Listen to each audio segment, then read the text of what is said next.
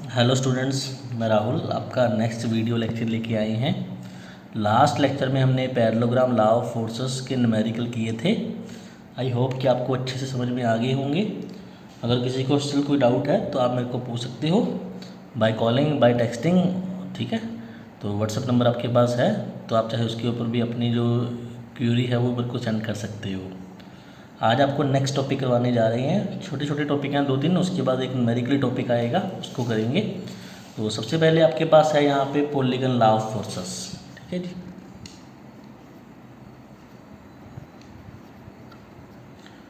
Polygon law of forces. ठीक है जी, अब सबसे पहले यहाँ पे पॉलीगन क्या होता है। ठीक है, poly means number of sides. ठीक है ना, जो भी क्लोज स्ट्रक्चर है, सर्कल की बात नहीं कर रहे, ठीक है, जिसकी साइड्स हो, कोई भी क्लोज स्ट्रक्चर है जिसकी नंबर ऑफ साइड्स होंगी और जो बंद होगा, ठीक है, वो आपका पॉलीगन है। फॉर एग्जांपल आपका जो ट्रायंगल है ये भी पॉलीगन है, इसको भी आप पॉलीगन बोल देते हो। ठीक है, 3 साइड, 4 साइड, 5 साइड वाला आपके पास पेंटागन आ जाएगा, 6 वाला हेक्सागन, हेप्टागन, ऑक्टागन। ठीक है ना, तो जो भी क्लोज स्ट्रक्चर है और नंबर ऑफ साइड्स हैं वो आपका पॉलीगन की कैटेगरी के अंदर ही आ जाते हैं। ठीक है जी, तो जो पॉलीगन लॉ ऑफ फोर्सेस हैं, इसका जो डेफिनेशन आपको मैं वो यहाँ पे लिख रहा हूँ, और इसके बाद इसका एक दो डायग्राम छोटा सा बना के इसको बस यहीं पे समझ लेंगे, ख़त्म कर लेंगे यहाँ पे। ठीक है ना, इजी टॉपिक है। ओके, तो देखिए अब ये क्या बोलता है, इसका डेफिनेशन है, if any number of forces, if any number of forces acting at a point, acting at a point be represent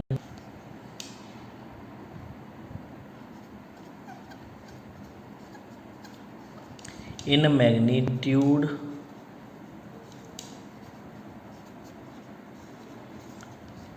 and direction। ठीक है ना, मीन्स फोर्सेस हैं उनका हमें मैग्नीट्यूड भी पता है, डायरेक्शन भी पता है। By the sides of a polygon, कोई पॉलीगन है, ठीक है, नंबर ऑफ साइड्स हैं जिस स्ट्रक्चर की, और उसकी जो साइड्स हैं वो उसकी फोर्स को रिप्रेजेंट कर रही हैं, उसकी मैग्नीट्यूड और डायरेक्शन दोनों उसमें पता है, तब इनका जो रिजल्टेंट होगा उसकी बात करेंगे। Then the closing, then the closing side of the polygon taken in opposite order will represent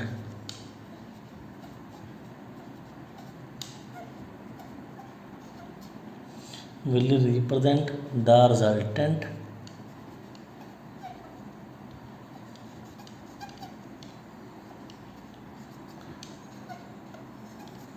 both in magnitude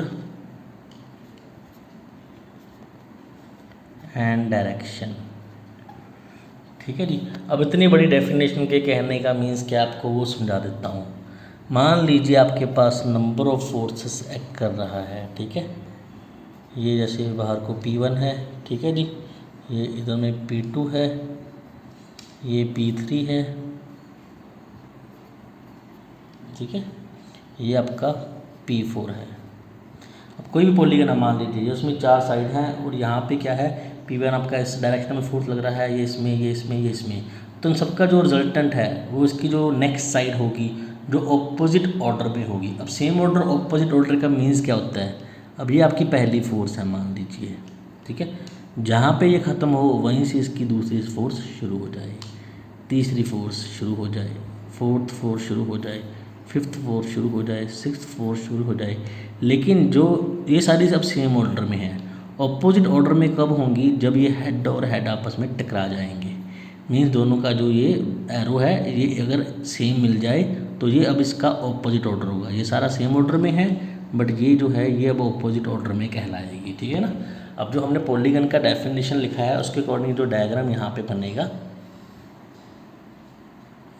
ये P1, अब ये फोर्स इसी डायरेक्शन में थी ना, तो ये हमारा यहाँ पे P1 बन गया। अब P2 ऊपर में जा रहा था तो जहाँ पे ये ख़त्म हुआ वहाँ से आपका P2 शुरू, ये P2 हो गया। P3 इधर में जा रहा था तो इतना ही यहाँ पे P3 हो गया। P4 इस साइड को आ रहा था तो ये आपका P4 हो गया। अब ये सारे सेम डायरेक्शन में है, ठीक है, तो इनका जो रिजल्टेंट है ये आपका रिजल्टेंट आ जाएगा, ठीक है ना। बट ये क्या है, अब ऑपोजिट ऑर्डर में होगा, मीन्स ये इस डायरेक्शन में होगा। तो ये आपका पॉलीगन लॉ ऑफ फोर्सेस है, ठीक है ना। अब इसको क्या है, आपने ग्राफिकली ड्रॉ करना होता है। मान लीजिए आपको क्वेश्चन आ जाता है कि आपने पॉलीगन लॉ ऑफ फोर्सेस की हेल्प से रिजल्टेंट निकालना है, तो क्या करोगे आप, ग्राफिकली इसको सॉल्व करोगे। यहाँ पे आप देखोगे कितने एंगल के ऊपर आपका P1 जा रहा है, उतना ही आप, ये ग्राफिकली डायग्राम बना रखा है हमने, और ये इस डायरेक्शन में था, ये भी सेम डायरेक्शन में है। उसके बाद आप अपना D यहाँ पे रखोगे। अब जितने एंगल के ऊपर P2 था उतने ही एंगल के ऊपर यहाँ पे P2, जितना इसका लेंथ था वो उसका मैग्नीट्यूड होता है तो उतना ही यहाँ पे इसका मैग्नीट्यूड। फिर P3 आ गया, फिर P4 आ गया, फिर रिजल्टेंट आ गया। अब हम इसका लेंथ जो है वो मेजर कर लेंगे और इसका एंगल यहाँ से मेजर कर लेंगे तो हमें पता लग जाएगा हमारा रिजल्टेंट कितना है और किस डायरेक्शन में है, ठीक है जी। तो ये आपके पास था पॉलीगन लॉ ऑफ फोर्सेस।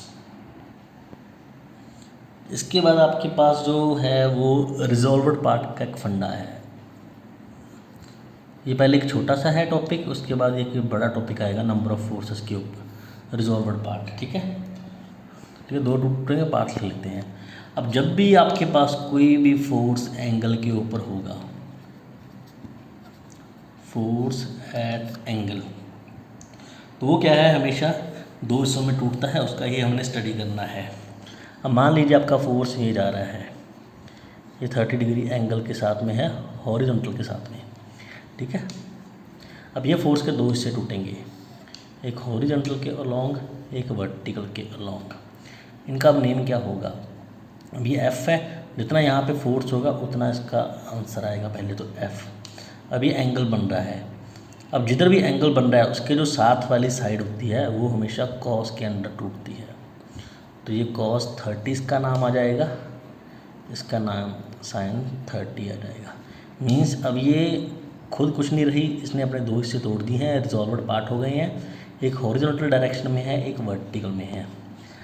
अगर ये वर्टिकल के साथ में एंगल बना रहा होता, ये वर्टिकल लाइन है, और फोर्स जो आपकी है वर्टिकल के साथ में 30 डिग्री का एंगल बना रही होती, तो जो ये वाला कंपोनेंट है आपका, बस जिधर में एंगल है बस वो आपका साइन वाला, कोस वाला होगा, सॉरी।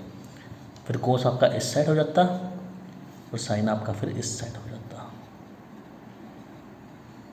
ठीक है ना।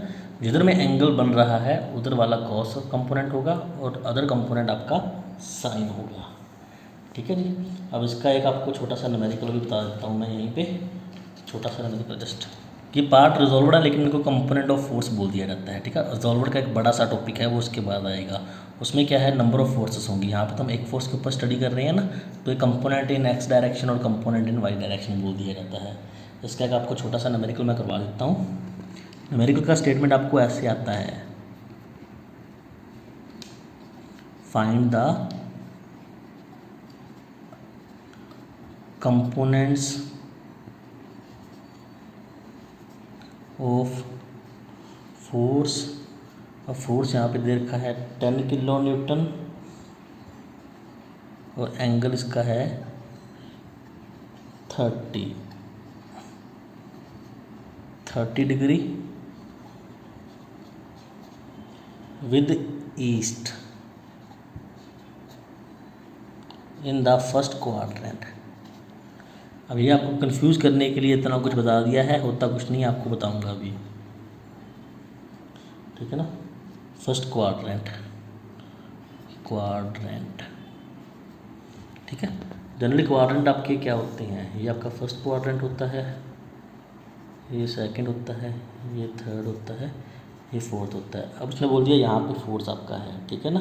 अब डायरेक्शंस याद रखनी है आपने, नॉर्थ साउथ ईस्ट वेस्ट, क्योंकि इसके फर्दर आपको न्यूमेरिकल आएंगे, वहाँ पे भी ये डायरेक्शन वाला फंडा बड़ा काम में आएगा। और रिजॉल्वर पार्ट के अंदर आपके न्यूमेरिकल सारे होंगे ही डायरेक्शन से, ठीक है ना। नॉर्थ साउथ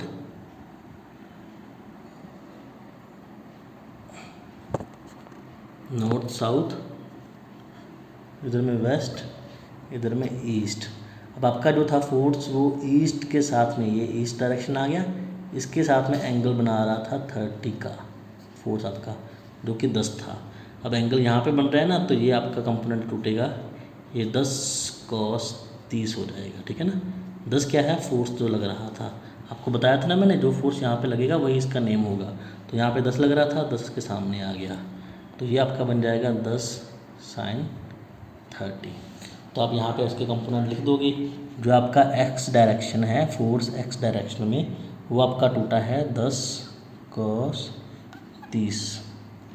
तो इसको सॉल्व कर लोगे, cos 30 आपके पास आ जाता है 0.866, तो इसका आंसर आपके पास आ गया 8.66। अब 10 का यूनिट आपको दे रखा था यहाँ पे किलो न्यूटन, तो आप यहाँ पे डाल दोगे किलो न्यूटन। फिर वाई डायरेक्शन में, वाई डायरेक्शन में आपके पास आया था 10 sin 30, 10 sin 30, और sin 30 का वैल्यू अब आपके पास यहाँ पे होता है 0.5, तो ये आपके पास बन जाएगा 5 kilo Newton,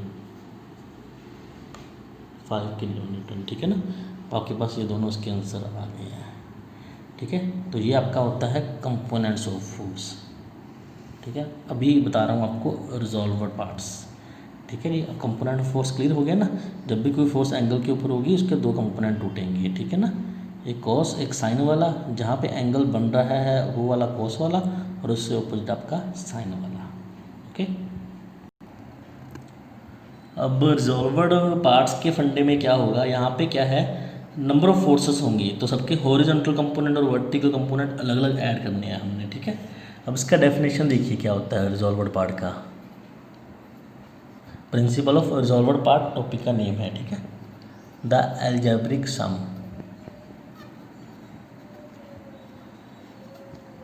of resolved parts of a number of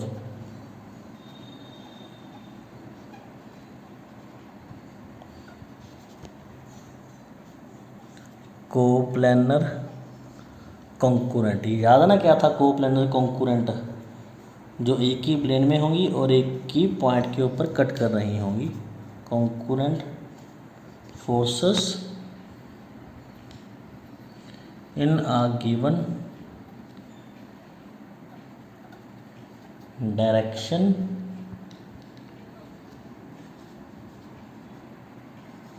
is equal to resolved part of their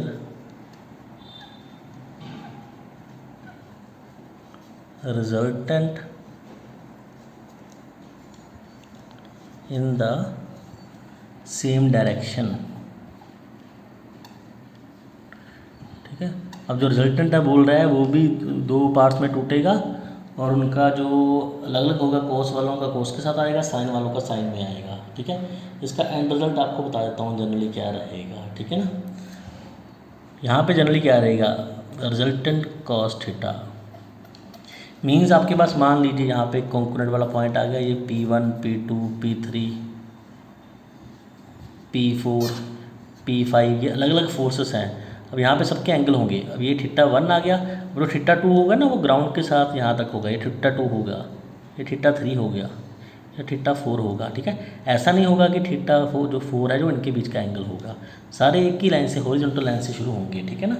तो अब फर्स्ट केस में क्या होगा, मान लीजिए फोर्स आपका P1 है, तो यहाँ पे θ इसका आएगा θ1। सेकेंड फोर्स का जो एंगल है हॉरिजॉन्टल के साथ में θ2, फिर θ3 प्लस सो ऑन, जितने भी फोर्सेस होंगी, मान लीजिए n फोर्सेस हैं, तो लास्ट में आपका n तक जाएगा, ठीक है। अब इनका जो भी आंसर आपके पास आएगा सारा सबको सॉल्व करने के बाद वो आपका r cos थीटा होगा आंसर, ठीक है जी। ऐसे ही आपका नेक्स्ट में r sin थीटा, कुछ चेंज नहीं करना, ऊपर वाला सारा वैसे का वैसा आएगा, बस जहाँ जहाँ cos है वहाँ वहाँ आपका sin आ जाएगा। देखिए सब कुछ सेम है, बस एंगल तक सेम रहेंगे, बस cos की जगह पे यहाँ पे जो वैल्यूज आएंगी वो sin की आएंगी, ठीक है। अब यहाँ से निकल जाएगा वो r cos sin थीटा आएगा, यहाँ से आपका r cos थीटा आएगा, ठीक है ना। या इनको बोल देते हैं सिंप्लीफाई, ये आपका बोल देते हैं, ये आपके जो सारे हैं वो हॉरिजॉन्टल कंपोनेंट हैं और ये आपके सारे वर्टिकल कंपोनेंट्स हैं, ठीक है ना। ये आपका सारा हॉरिजॉन्टल है, ये वर्टिकल है। लास्ट में जो आपका रिजल्टेंट निकलना है वो क्या होगा, दोनों का स्क्वायर रूट, h वालों का और v वालों का, जो भी इनके ऊपर में आंसर आएंगे दोनों को ऐड करके स्क्वायर कर देंगे और स्क्वायर रूट कर देंगे, यहाँ से आपका रिजल्टेंट निकल आएगा, ठीक है। और डायरेक्शन निकालने के लिए tan थीटा आपको पता है, tan क्या होता था आपका साइन बटा कॉस, तो ऊपर में आपका r साइन थीटा, नीचे में r cos theta, means r sine theta क्या था, वर्टिकल कंपोनेंट थे, ऊपर में समेशन ऑफ v, नीचे में समेशन ऑफ h, दोनों को डिवाइड कर लेंगे, थीटा इधर में रहेगा, tan इनवर्स हो जाएगा। तो मैं लिख ही देता हूँ,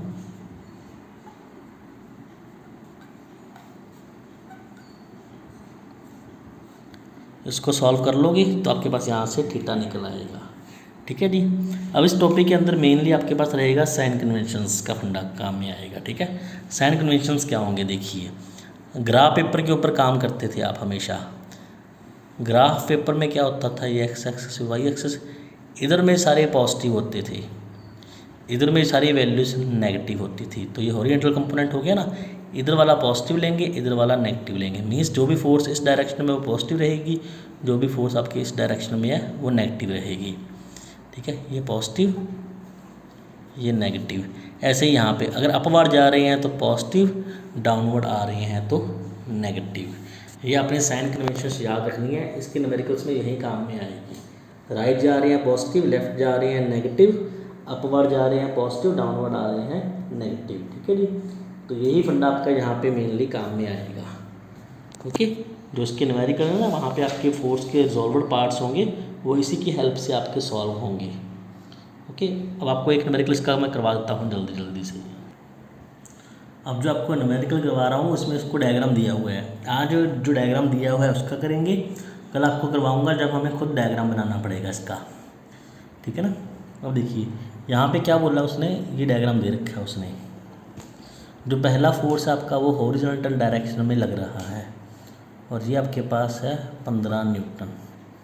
उसके बाद जो सेकंड फोर्स आपका इस डायरेक्शन में है वो आपका 10 न्यूटन है और इन दोनों के बीच का जो एंगल है वो 45 है। थर्ड आपका यहाँ पे लग रहा है 25 न्यूटन। फोर्थ आपका इधर में लग रहा है 30 न्यूटन। ये डायग्राम आपको ऐसे दे रखा है और यहाँ पे एंगल दिया हुआ है 60, ठीक है जी। और उसके बाद एक फोर्स आपका यहाँ पे लग रहा है 20 न्यूटन, इसका भी एंगल आपको दे रखा है 60। तो ये फोर्सेस दी हुई हैं, ठीक है, और ये एंगल दे रखे हैं। तो अब हम क्या करेंगे, इसको पार्ट्स में रिजॉल्व करके इसको सॉल्व करेंगे, ठीक है जी। पहले इसके हॉरिजॉन्टल कंपोनेंट लेंगे, और मैंने आपको पहले बताया था जो हॉरिजॉन्टल कंपोनेंट है वो हम कॉस के साथ में लिखते हैं। तो हॉरिजॉन्टल कंपोनेंट आ गया आपके पास। अब पहला कंपोनेंट ये रहा, ये हॉरिजॉन्टल प्लेन के ऊपर लग रहा है, कितना है 15 है, 15 एंगल साथ में कॉस का आएगा। अब ये हॉरिजॉन्टल है, ये कितने एंगल के ऊपर है, इधर ही हॉरिजॉन्टल लाइन था उसके ऊपर ही ये है, तो एंगल यहाँ पे कुछ भी नहीं है, तो ये हो गया आपका 0 डिग्री प्लस। अब दूसरा फोर्स ये रहा 10 न्यूटन, ठीक है, ये 10 न्यूटन, तो यहाँ पे आ गया 10 एंगल कॉस वाला। अब हॉरिजॉन्टल लाइन के साथ में ये फोर्स कितना एंगल बना रहा है 45 का, तो यहाँ पे आ गया 45, फिर प्लस इसके बाद थर्ड, ये फर्स्ट फोर्स भी खत्म हो गया, सेकंड भी खत्म हो गया, अब ये थर्ड फोर्स, ये है 25 कॉस। अब इस हॉरिजॉन्टल और इस लाइन के बीच ये पूरा एंगल कितने का है, तो ये राइट एंगल के ऊपर है, तो ये होता है 90 90 प्लस, अब उसके बाद ये फोर्स ख़त्म, ये फोर्स ख़त्म, ये फोर्स ख़त्म, इसके बाद 30 न्यूटन है, 30 कॉस। अब ये 60 का एंगल दे रखा है, लेकिन हमने तो एंगल यहाँ से लेना था। अब ये पूरा एक आधा, ये आधा कितने का होता है, 180 का होता है ना, 180 प्लस 60 कितना बन जाएगा ये 240, तो कॉस आपका आ गया 240 प्लस, अब कौन सा फोर्स बचा, ये बचा।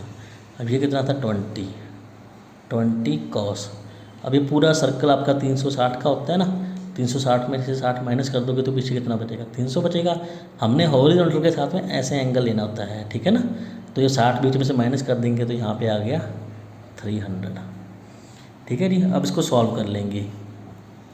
अब cos 0 1 होता है, तो ये आपका 15 × 1 आ गया, 10 आपका एस सच आ गया, इसको ब्रैकेट में लेते हैं जो वैल्यू एंगल वाली वैल्यूज है। अब cos 45, और cos 45 का वैल्यू 0.707 प्लस 25, cos 90 0 होता है तो 0 आ गया, प्लस 30 एस सच, cos 240 ये आपके पास आ जाता है माइनस 0.5 प्लस 20, cos का वैल्यू 300 का 0.5, ठीक है। यहाँ पे मे बी एंगल की किसी की वैल्यू मेरी गलत हो, मैं जल्दी में यहाँ पे आपको लेक्चर देने के लिए काम नहीं कर रहा हूँ, आप कैलकुलेटर के ऊपर इसका वैल्यू प्रॉपर निकालिएगा। मेरे को यहाँ पे डाउट है, यहाँ पे जब माइनस 0.5 और 300 का भी 0.5 ये नहीं होगा, ठीक है ना, देख लीजिएगा। इसको सॉल्व करके आपके पास समीशन एच का आंसर आ जाएगा, ठीक है जी। फिर आपने समीशन वी निकालना है। समीशन मीन्स होता है सम, ठीक है ना, समीशन, इसको समीशन बोल देते हैं। अब वी के केस में आपने कुछ नहीं करना है, सारी लाइन एस सच लिखनी है, बस जहाँ जहाँ कॉस है वहाँ साइन बना देना है। मीन्स आपको सिर्फ ये फर्स्ट लाइन बनाने में दिक्कत होगी, उसके बाद सारा आपका कॉपी पेस्ट वाला काम ही है। साइन 0 डिग्री, साइन 45 डिग्री,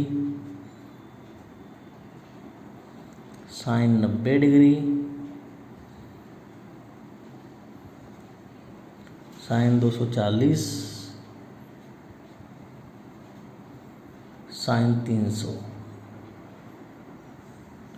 ठीक है जी। तो इसके बाद बस इसको सॉल्व कर देंगे, इसकी सारी वैल्यू यहाँ पे निकाल के, तो समीशन वी का आपके पास आंसर आ जाएगा। एंड में रिजल्टेंट निकालने के लिए स्क्वायर रूट, काम ज़्यादा हो गया आज ना, स्केच भी काम नहीं कर रहा, बस ये लास्ट है, ठीक है जी। अब इन दोनों का वैल्यू जो यहाँ से आएगा वो यहाँ पे डाल के इसका स्क्वायर रूट कर देंगे, तो आपके पास रिजल्टेंट आ जाएगा न्यूटन में। उसके बाद आपको बताया था आपने tan थीटा निकालना है, तो उसके लिए समीशन वी बटा समीशन एच, ठीक है जी। अब समीशन वी समीशन एच मैंने डायरेक्ट ऐसे ही लिख दिया, आपने यहाँ पे आंसर निकालने हैं। एच का आंसर क्या आएगा, वी का आंसर क्या आएगा, इसको सॉल्व करने के बाद में जो वैल्यूज आएगी आप वो यहाँ पे डालोगे, ठीक है जी। उसके बाद tan theta summation V upon H होता है, इसको भी आप सॉल्व करके थीटा का वैल्यू यहाँ पे निकालोगे, आपका कितना आ रहा है, ठीक है जी। तो इस न्यूमेरिकल को देख लीजिएगा। इसमें तो क्या था, ये डायग्राम अपने को दिया हुआ था सीधा, उसने बोला था क्वेश्चन के अंदर कि आपको मैंने फिगर दे दिया है, इससे आप इसका रिजल्टेंट निकाल लो फाइनली, ठीक है, और डायरेक्शन निकाल लो। लेकिन कल एक ऐसा न्यूमेरिकल करेंगे जिसमें हम इसकी डायग्राम भी खुद बनाएंगे, ठीक है जी। तो फिलहाल इसको देख लीजिएगा, ये आपका रिजॉल्वर्ड पार्ट्स का फंडा था। इसके बाद आपका इस चैप्टर के अंदर 1-2 टॉपिक बचते हैं, इसमें क्लेमी थ्योरम है मेन, उसका डेरिवेशन होगा, तो उसके बाद ये चैप्टर आपका फिनिश है। काफ़ी मेन चैप्टर है ये, इसको ध्यान से कीजिएगा। चलिए ठीक है, ओके, थैंक यू।